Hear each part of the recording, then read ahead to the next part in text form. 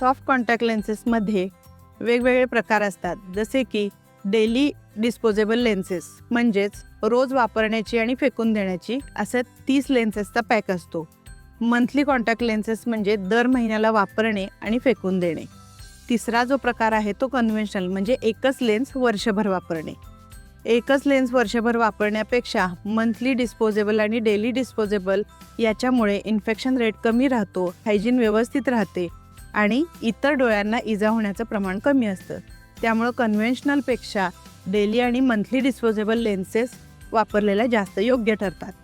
आजकालच्या पळापळीच्या जीवनात तुम्ही डिस्पोजेबल लेन्सेस जितक्या घ्याल तेवढे तुम्हाला त्याचा त्रासही कमी, आणि एखादी पेअर जर समजा खराब झाली किंवा काही झाली तर नेक्स्ट पेअर तुमच्याकडे तयार असते, नेक्स्ट लेन्स तयार असते.